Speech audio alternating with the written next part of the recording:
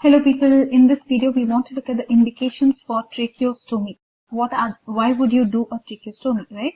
So first of all, what is tracheostomy? It is that you're making the opening in the anterior wall of the trachea, right? And then you're converting it into a stoma and mouth or something like that on the skin surface, right? So basically it's an airway management. So what they're saying is prolonged intubation, usually with mechanical ventilator, is the most common indication for tracheostomy nowadays. Earlier it was obstruction, but prolonged intubation, usually with mechanical ventilation, is the most common indication for tracheostomy. Okay. Earlier, what was it? It was upper respiratory obstruction. What are the other indications? You can easily manage the secretions and adjuvant procedure. It is for any other surgery, like if you're doing chest surgery or if you're doing any major head and neck surgery, major head and neck operation, then you can do, that's an indication for tracheostomy. Why would you do that? To prevent aspiration, etc., right? In head and neck surgery, when you're operating on the tongue or the floor of mouth, etc., they are doing tracheostomy. See, when you're doing surgery of the tongue, floor of mouth, or mandibular resection or laryngo fissure, basically when you're doing these surgeries, prophylactically to guard against anticipated respiratory obstruction or aspiration of blood or pharyngeal secretions, prophylactically they can do tracheostomy. So that is an indication. So if they ask you indications of tracheostomy, this table will be very handy for you. First thing is respiratory obstruction. You know what these people are saying? It is upper respiratory obstruction, right? That kind of makes sense because if it is obstructed upper, then you can go here with a tracheostomy and allow the air to go in, right? What do you see? So it should be more like an upper respiratory obstruction. But anyway, Dhingra says respiratory obstruction. Okay. Then retained secretions. So you're not able to cough or something and there are retained secretions inside. Then that is an indication for tracheostomy. And the third thing they're saying is respiratory insufficiency.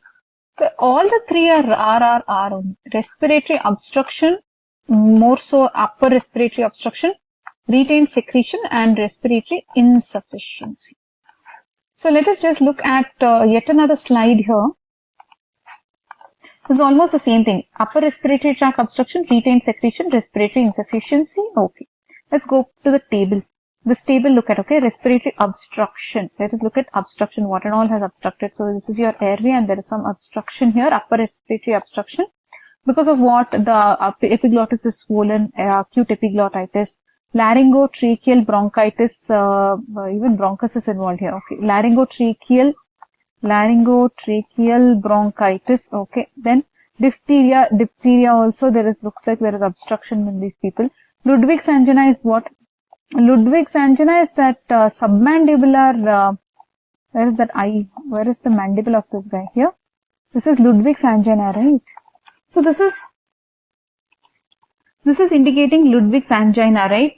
So basically it is the submandibular space here which is affected, right?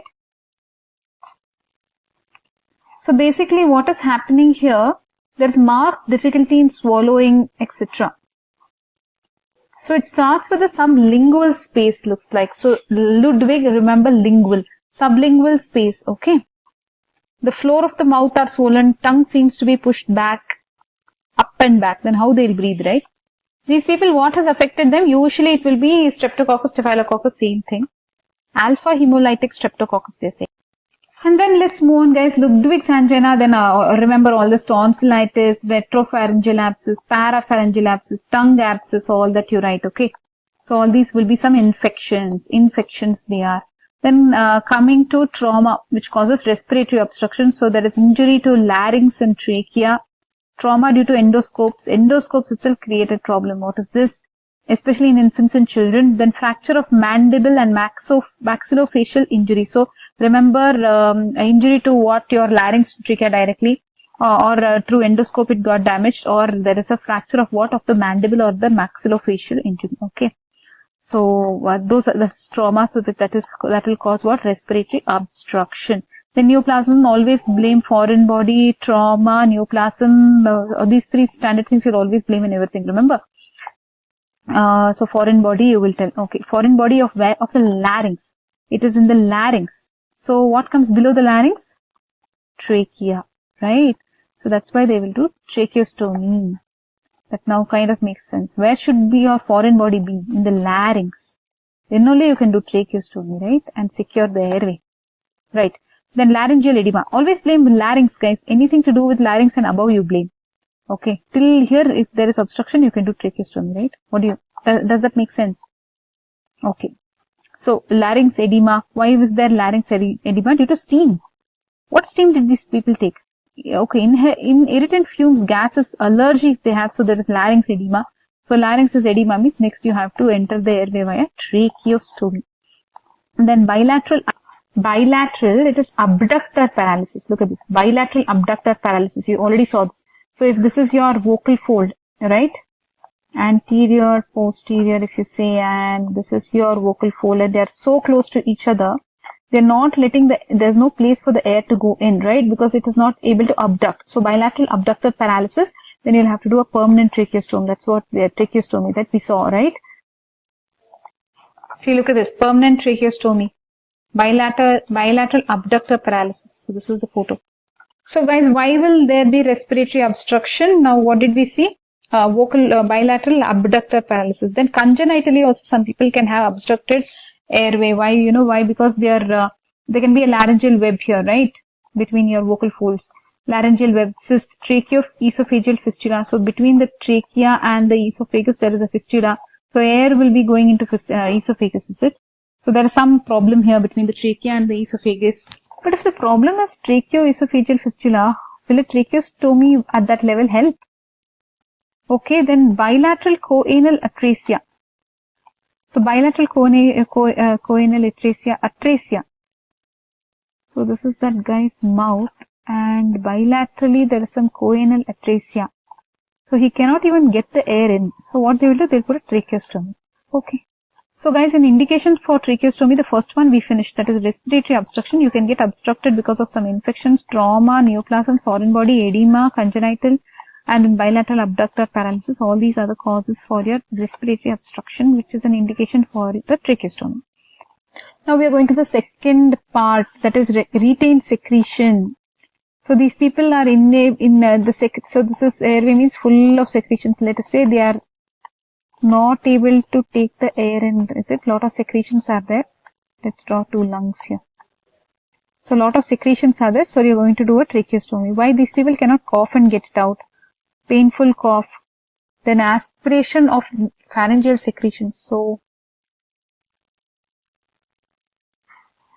all these secretions thing they are telling. What is this aspiration of pharyngeal secretion? So a lot of secretions coming from pharynx, which is getting aspired into what? Into the lungs, is it? So basically retained secretion. So if they are not able to cough or there is painful cough, basically remember this Guillain-Barré syndrome, paralysis of respiratory muscle. That's why he is not able to cough. Or there is some coma, head injury, narcotic overdose, some accident, myasthenia gravis, spasm of the muscle, tetanus, eclampsia, strychnine poisoning, spinal injuries, polio. All these things they are not able to cough. Spasm, okay, we can remember. Paralysis of respiratory muscles, some Guillain-Barré syndrome, remember, okay. And then painful cough, it hurts so much to cough. Then aspiration. So a lot of secretions are there, guys. What will you do? A lot of secretions are there. Do a tracheostomy. And you can even remove the secretions, looks like, okay.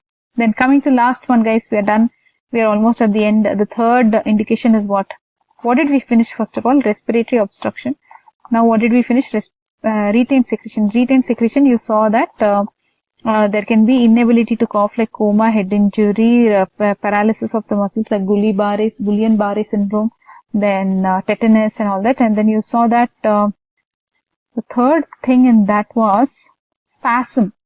Paralysis, and then there is spasm. Paralysis you will see in Guillain-Barré syndrome or Barr syndrome, myasthenia gravis, spinal injuries, polio, etc. Then spasm you will see in tetanus, eclampsia. Eclampsia is in pregnancy, right? So they'll have problem in breathing, is it? Strychnine poisoning. Okay, guys. Anyways, then coming to painful cough, they are able to cough, but it's so painful. Aspiration of pharyngeal secretions. Lastly, we'll go to what? Respiratory insufficiency, guys. Respiratory insufficiency. What will you see in respiratory insufficiency? They're not able to breathe sufficiently. So what will you do? Tracheostomy and directly give them air so that they can breathe nicely. Okay, let's see. Respiratory insufficiency. Chronic lung conditions like emphysema. So these people are having problem actually in the lung. Emphysema they have. Lung condition. Chronic bronchitis, bronchiectasis, atelectasis. So directly you're giving nice air to these people. Lungs are not sufficient. And some conditions listed in A and B. What is this A and B? Where is A and where is B? Okay guys, we have looked at the indications. Okay. Now let us say in exam they ask you indications for tracheostomy and you write this much and you think you're really happy. It's not like that. There is one more table in the textbook that says common indications for tracheostomy in infants and children. So let us look at the common indications for tracheostomy in infants and children, guys. Infants below 1 year, less than 1 year, what and all they can have? Subglottic hemangioma. Subglottic. So below the glottic, some subglottic hemangioma, something is growing there, looks like. Subglottic stenosis, it's very narrow there. And laryngeal cyst, there is some cyst, is it? Laryngeal cyst. Glottic web. Glottic web. Then bilateral vocal cord paralysis. So I'm guessing the vocal cords are paralyzed bilaterally. So there's no proper airway. So infants below 1 year, these are congenital lesions. Okay. Children, inflammatory conditions will be what? Epiglottitis, yes. Laryngotracheobronchitis, just now you saw that in inflammatory condition. Diphtheria, yes. Then chemical or thermal injury. They are talking about chemical or thermal injury, you know. Interesting, right? Laryngeal edema. Because of thermal or chemical injury. Looks like these children drank something. Not good. Okay. External laryngeal trauma. So trauma, somebody punched them there in the larynx. Laryngeal trauma. Prolonged intubation. And juvenile laryngeal papillomatosis. Okay, these people need tracheostomy. So these people will have papilloma where on this vocal fold, right? They are not able because of HPV, human papilloma virus, right? Juvenile laryngeal papillomatosis. This is a recurrent, keeps growing there, right? So that is why they will have problem in breathing. So this is inflammatory condition and this is an indication for tracheostomy. I just wonder why here they did not put any foreign body. Don't these children put foreign body into their airway? Somehow I felt that is what I would find here, but it is not there here. Maybe children have become really smart nowadays. Okay. So we'll do this indications you have seen, right? For respiratory obstruction, we do this, and for respiratory secretions to remove, etc. And if there is respiratory insufficiency, we can do tracheostomy. What are the functions of tracheostomy? If they ask, you have to say it's an alternate path for breathing. So the person can have an alternate path for breathing, isn't it? And it will improve the ventilation of the alveoli. Okay. So it will decrease the dead space and it will reduce the resistance to airflow. Look at this. So it improves alveolar ventilation. It will decrease the dead space, right? And it will reduce the resistance to airflow. It will also protect your airway from all these secretions, blood, etc. So if there is risk of aspiration of these things, this will protect. So you have cuff tubes and all, remember, which can protect, right, from all these aspirations. Permit removal of tracheobronchial secretions. Not only you can protect the airway from these secretions, you can also remove these secretions. Then you can give intermittent positive pressure respiration. So if you require it for a longer time, this intermittent positive pressure, then you can give a tracheostomy, okay, because it is more superior to an intubation. If you can also administer anesthesia, interesting, right? When it is in cases where endotracheal intubation is difficult or impossible, as in laryngopharyngeal growth or trismus, that time you can use a tracheostomy to give the anesthesia to the person. I think to the existing indications of tracheostomy, what you have seen, you have to add those also. To administer anesthesia, positive pressure ventilation, then to improve the alveolar ventilation, to protect the airway, alternate path for breathing, remove these secretions. These are also important indications of tracheostomy.